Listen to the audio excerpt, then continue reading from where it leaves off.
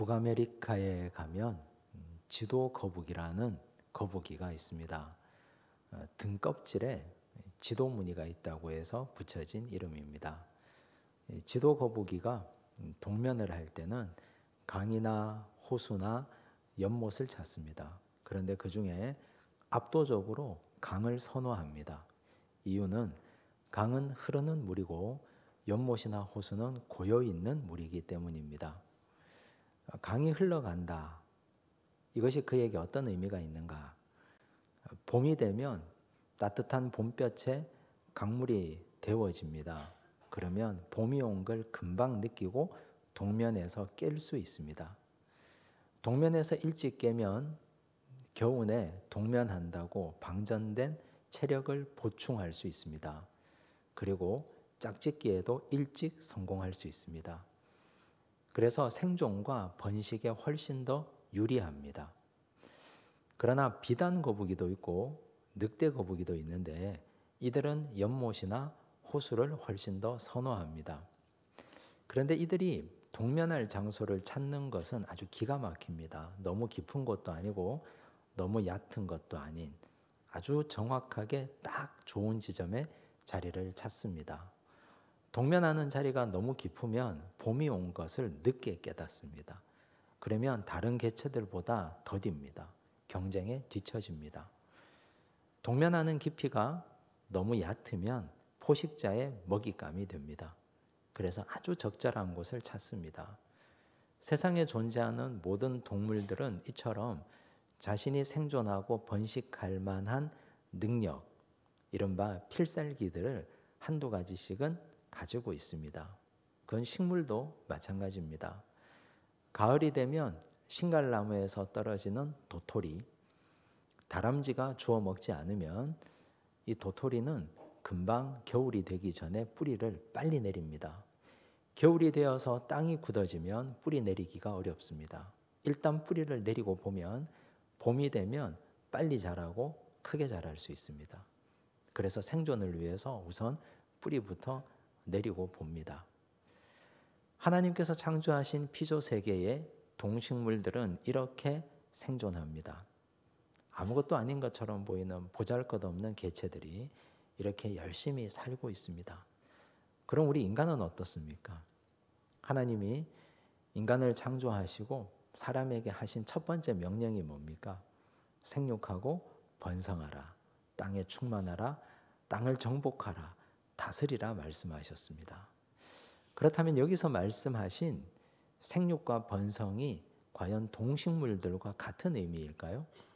그저 개체 수를 늘리고 자손을 많이 번식시키고 자신의 먹고 사는 문제를 해결해 가는 것, 만약 이것이라면 인간이라는 존재가 하나님의 형상을 덧입은 특별한 존재는 아닐 겁니다. 오늘 우리가 읽은 하나님 말씀을 보면 하나님의 생육과 번성이 과연 어떤 의미인지를 우리에게 잘 설명해 주고 있습니다. 야곱의 자녀들, 요셉의 형제들, 그 자손들 70여 명이 이제 이집트에 뿌리를 잘 내렸습니다. 흉년이 5년 남았을 때 이집트로 건너왔습니다. 그곳에서 잘 정착했습니다. 그들은 바로의 양떼를 목축했고 법적으로 보호를 받았으며 그들은 총리의 최측근으로 살면서 아무 문제 없이 살았습니다. 이제 요셉은 흉년 7년을 지내면서 바로도 영화롭게 하고 백성들도 복되게 합니다. 보통 흉년이 1, 2년만 돼도 임금은 그 자리를 유지할 수가 없습니다. 그런데 7년의 흉년이 지속되는 동안 바로는 그 땅의 모든 돈과 가축과 토지를 자기 것으로 삼습니다. 중앙 집권 체계가 공고해진 겁니다.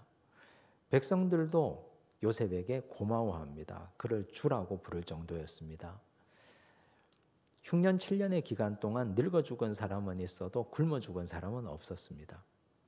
그 기간 동안 땅도 그들은 다 나라의 것으로 갖다 바쳤지만 땅도 자신의 소유가 아니었지만 그러나 세금은 5분의 1만 내면 되었습니다. 종자도 받았습니다. 흉년이 끝난 후에 종자를 땅에 씨앗으로 뿌려서 먹고 사는 문제도 다 해결합니다. 그러니 백성들에게 요셉은 구세주나 다를 바 없습니다. 이렇게 흉년의 시간이 끝납니다. 이제 풍년도 끝나고 흉년도 끝나고 야곱의 자손들, 요셉의 형제들의 삶을 성경은 이렇게 기록하고 있습니다. 27절을 보십시오. 함께 읽습니다. 이스라엘 족속이 애굽 고센 땅에 거주하며 거기서 생업을 얻어 생육하고 번성하였더라. 이스라엘 족속이 애굽 고센 땅에 거주했다 했습니다. 그리고 거기서 생업을 얻었습니다. 바로 이 지점을 아버지 야곱은 매우 고민했습니다. 죽은 줄로만 알았던 아들 요셉이 살아 있습니다. 그 이야기를 듣고 헤브론을 떠나서 이집트로 떠나갑니다. 그러다가 브엘세바에서 딱 멈추고 그 자리에서 하나님께 희생 제사를 드렸습니다. 하나님께 묻습니다. 하나님, 내 할아버지 아브라함에게 주신 약속의 땅입니다. 이 땅을 떠나도 됩니까? 내 아버지 이삭도 이곳에서 복을 받았고 나도 이곳에서 복받아 누리고 있는데 과연 이곳을 떠나도 됩니까? 하나님 말씀하십니다. 두려워하지 말라. 애굽으로 내려가라. 내가 너와 함께 내려가겠다고 약속하셨습니다. 하나님이 함께 내려가겠다는 약속을 믿고 떠나지 않습니까? 야곱이 그러고 나서 길을 떠납니다. 가족들을 다 데리고 길 떠났습니다. 이제 그 증거를 여기서 보고 있는 중입니다.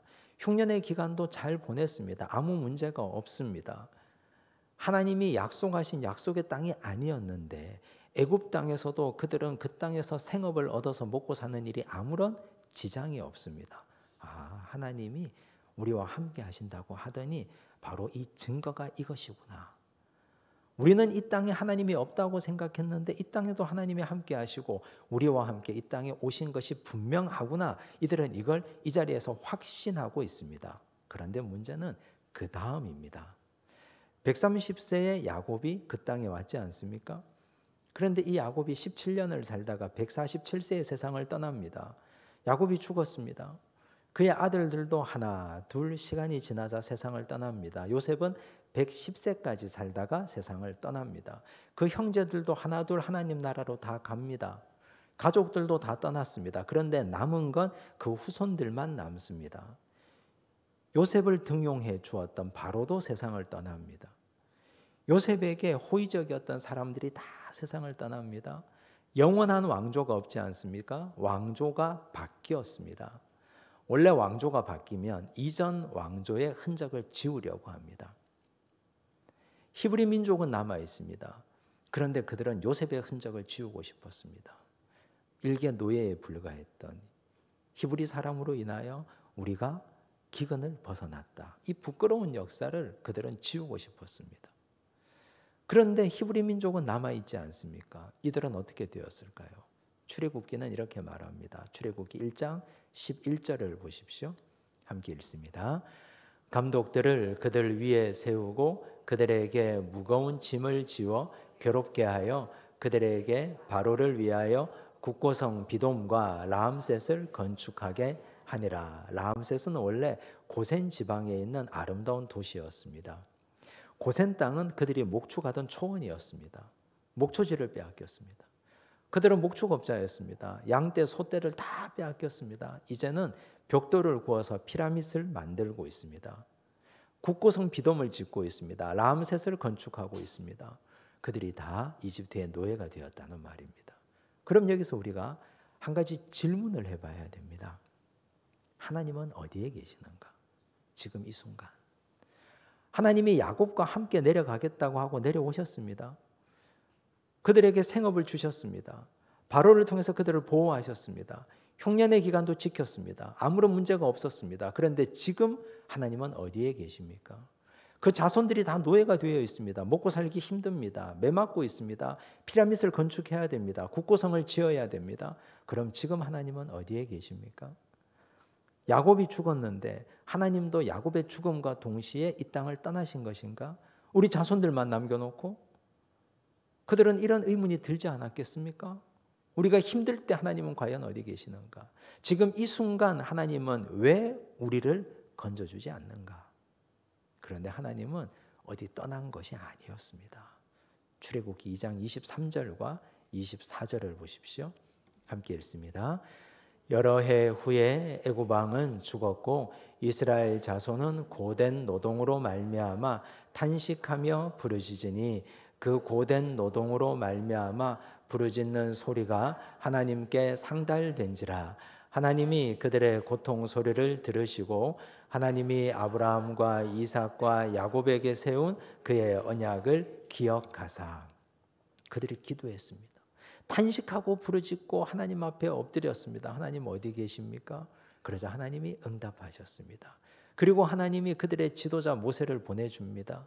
모세를 통해서 430년 동안 종살이하던 이스라엘 백성들을 결국 출애굽시킵니다. 하나님은 어디 가는 것이 아니었습니다. 그 자리에 여전히 계셨습니다. 여러분, 우리 인생 좋은 일이 있습니다. 기쁜 일이 있습니다. 하는 것마다 다 잘 됩니다. 내 손으로 하는 일이 그렇게 잘 될 수가 없습니다. 건강합니다. 육체적 문제도 없습니다. 내 자녀들도 잘 됩니다. 좋은 학교 졸업하고 좋은 직장 취직하고 시집장가 잘 가고 아무런 문제 없이 다 잘 삽니다. 그러면 그때 확신합니다. 하나님 나와 함께 하시는구나. 그때는 하나님이 나와 함께 하신다는 사실을 믿어 의심치 않습니다. 그런데 문제가 생길 때 그때 어떻습니까? 인생의 비바람이 불어올 때, 인생의 태풍이 불어칠 때 그때는 어떤 마음이십니까? 내 인생에 마음이 힘들고 무너지고 육체의 고통이 찾아올 때 그때 하나님은 나와 함께 계시지 않는가? 결단코 그렇지 않습니다.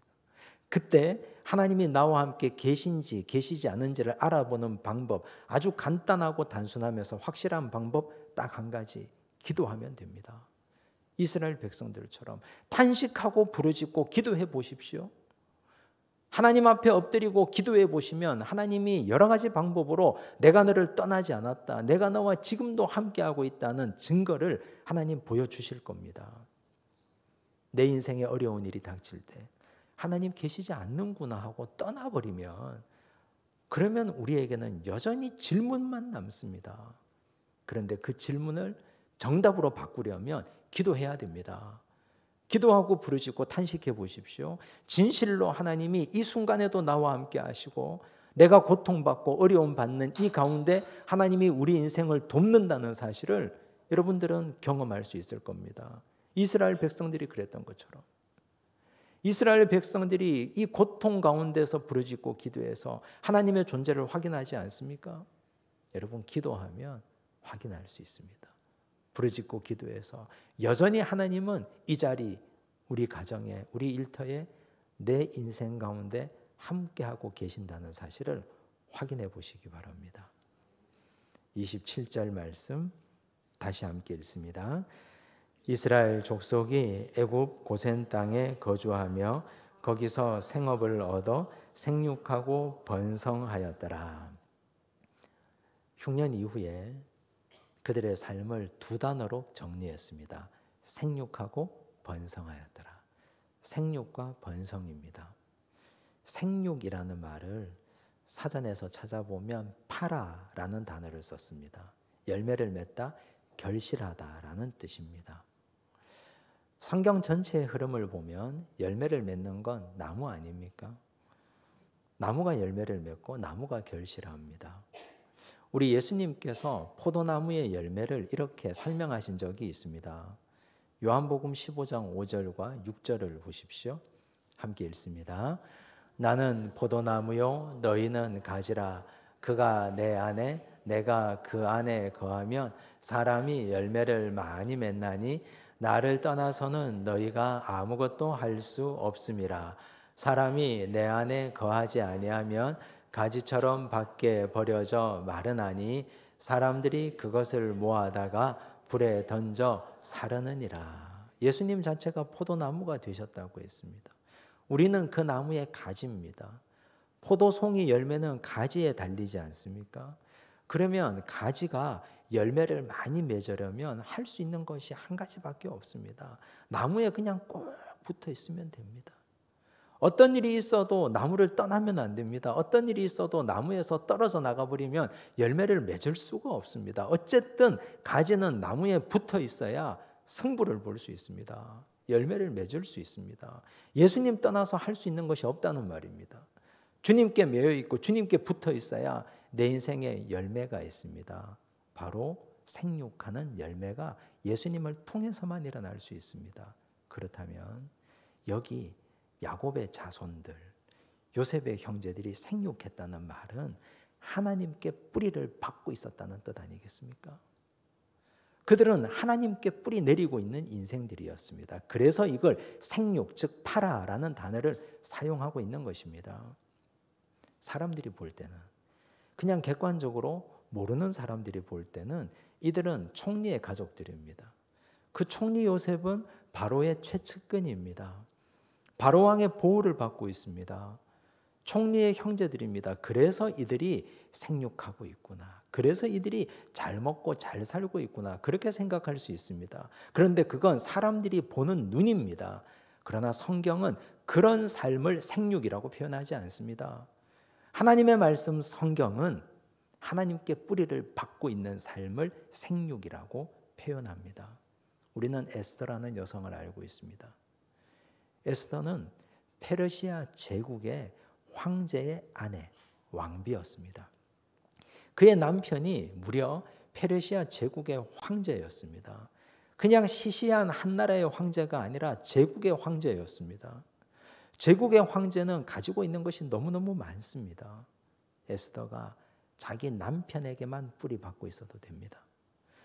남편에게만 잘 보여도 됩니다. 남편이 하라는 거 시키는 거 다 잘하고 그의 입에 혀처럼 굴면 됩니다.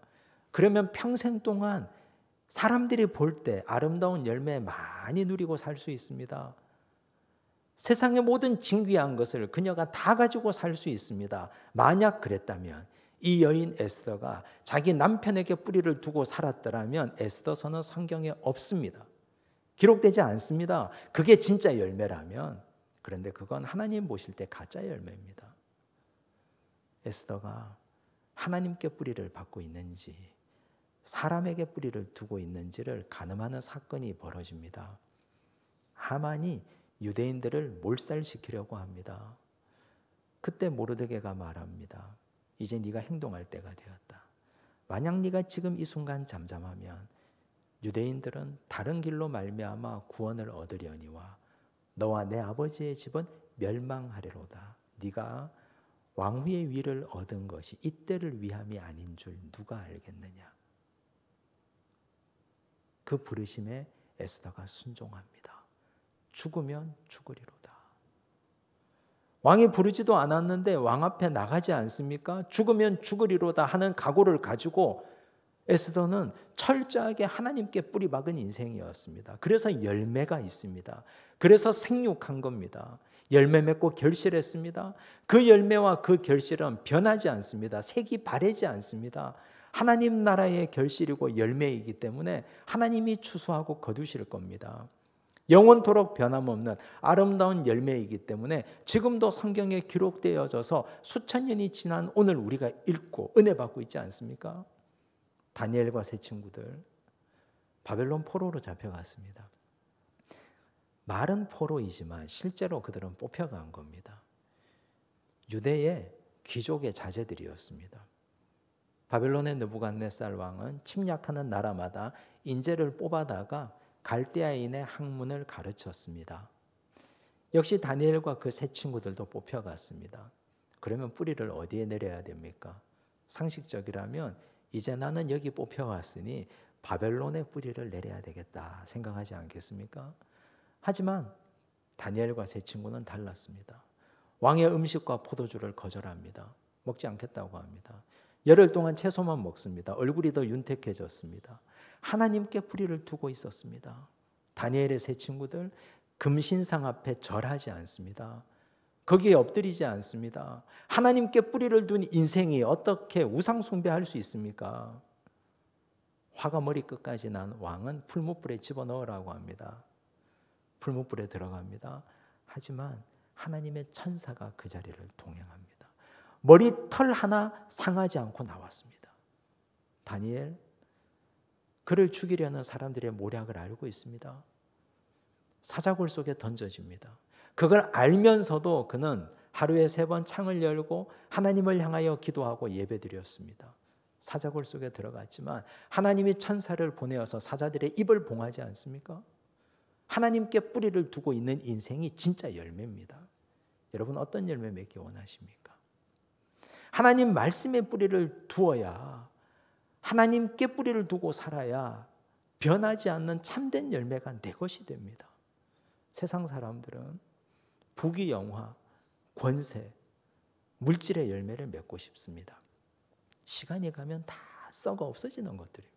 그거 아무것도 아닙니다. 내가 누리고 싶은 권세를 누리기 위해서 다른 것에 뿌리를 두고 살아간다면 그건 시간이 지나면 하나님이 다 거두어 가버리면 아무것도 남는 것이 없습니다. 하나님 말씀에 뿌리를 두고 살아야 됩니다. 우리 인생이 하나님께 뿌리 박은 인생들이 되시기를 간절히 바랍니다. 하나님께서는 야곱과 야곱 가족들, 이 땅에 살면서 그들은 생육했다고 표현하지 않습니까? 그들은 바로를 기대지 않았습니다. 그들은 권력에 의지하지 않았고 하나님 말씀에 뿌리 박은 인생이었던 겁니다. 두 번째, 그들의 인생을 정의할 때 생육하고 번성하였더라 그랬습니다. 번성, 이건 라바라는 히브리어 단어를 사용했습니다. 뛰어넘다, 극복하다라는 뜻입니다. 무엇을 극복하고 무엇을 뛰어넘었다는 말입니까? 히브리 민족으로서 이집트 사람과 함께 어울려 살면서 차별도 많았을 것이고 그들이 가지고 있는 장벽도 많았을 겁니다. 그걸 뛰어넘었다는 뜻 아닙니까? 그걸 극복했다는 뜻 아니겠습니까? 창세기 49장 22절을 보십시오. 함께 읽겠습니다. 요셉은 무성한 가지 곧 샘 곁에 무성한 가지라 그 가지가 담을 넘었도다. 야곱이 세상을 떠나기 전에 자기 아들들을 다 모아놓고 한 사람 한 사람 축복합니다. 그때 요셉에게 축복하신 내용입니다. 요셉은 무성한 가지 곧 샘 곁에 무성한 가지라고 했습니다.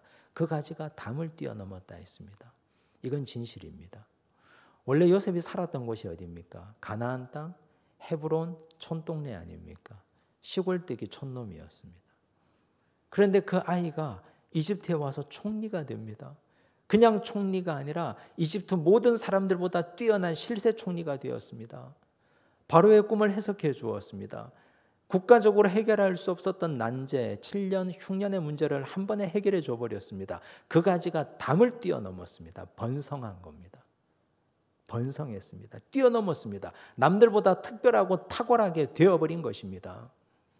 요셉이 배운 것이 많습니까? 가진 것이 있습니까? 그는 시골 촌놈 출신에 노예 출신에 감옥에도 한번 들어갔다가 나온 사람입니다. 그런데 그가 이렇게 남들보다 번성하고 뛰어넘어갈 수 있었던 까닭은 그의 뿌리가 샘곁이었기 때문입니다. 성경이 말하는 샘은 은혜입니다. 하나님의 말씀입니다. 그의 지평이 은혜에 뿌리 두고 있었습니다. 그의 지평이 자기 욕심이 아니었습니다. 그의 뿌리가 하나님의 말씀인 은혜에 깊게 담겨 있었기 때문에 열심히 널리 아주 많이 담을 넘어갈 수 있었습니다. 성공하고 싶으십니까? 우리 자녀들이 번성하기를 원하십니까? 그러면 그들의 뿌리를 점검해 주십시오.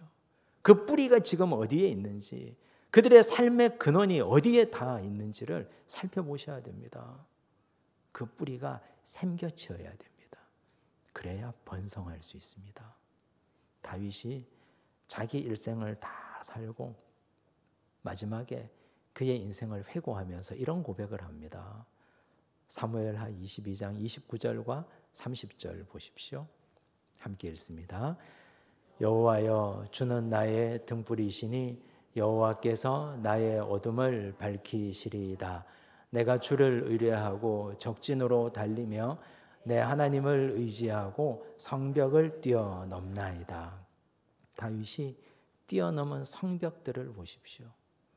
그는 골리앗이라는 성벽을 뛰어넘었습니다. 다윗과 골리앗 상대가 됩니까? 객관적으로 보면 위대한 장수 골리앗과 양치다가 달려온 다윗이 상대가 됩니까? 그런데 그는 골리앗을 뛰어넘습니다. 그는 사울도 뛰어넘습니다. 한 나라의 절대 주권을 가진 왕을 일개 목동 출신인 다윗이 뛰어넘습니다. 그 이후에도 그가 수많은 나라와 민족의 성벽을 뛰어넘습니다. 전쟁할 때마다 진 적이 없습니다. 그가 병사 훈련을 받은 적이 있습니까? 그가 체계적인 왕업을 훈련받은 적이 있습니까? 한 번도 없지 않습니까? 그런데 그가 성벽을 뛰어넘었던 까닭은 주를 의지했기 때문입니다. 그의 뿌리가 하나님을 의지했기 때문에 그는 번성했습니다. 여러분, 우리 인생 살다 보면 장애물을 만납니다. 인생의 어려운 점들을 만납니다. 그때 어떻게 하십니까? 그 앞에 주저앉아 웁니까? 내 인생 원망합니까? 되돌아갑니까? 여러분, 이제부터는 주를 의지하고 도움닫기 힘차게 해서 뛰어넘어 버려야 됩니다. 극복해야 됩니다. 그게 번성입니다. 뛰어넘고 극복하고 이제는 돌아가면 안 됩니다. 이제는 거기에 주저앉아서 울고 있어서도 안 됩니다. 내 인생의 어려운 점들과 난관을 만나면 극복할 힘을 하나님께 달라고 기도하십시오. 주를 의지하면, 하나님 붙잡고 나가면 얼마든지 극복하고 뛰어넘어갈 수 있습니다. 이제 다시 창세기 1장 27절과 28절로 돌아가 보십시오. 하나님께서 천지를 창조하시고 사람에게 주신 첫 번째 명령이자 복입니다. 생육하고 번성하라. 땅에 충만하라. 땅을 정복하라. 다스리라. 그러면 그때 생육과 번성의 의미가 뭡니까? 자녀를 많이 낳아라. 자녀 많이 낳고 너희의 개체수를 확장하고 땅을 정복하라 했으니 수단과 방법을 가리지 않고 전쟁에서 이 땅 모두가 너희의 것이 되도록 하라. 그 말씀이 아니지 않습니까? 너희의 뿌리를 하나님 말씀에 두라. 그리하여 열매 맺는 인생이 되라.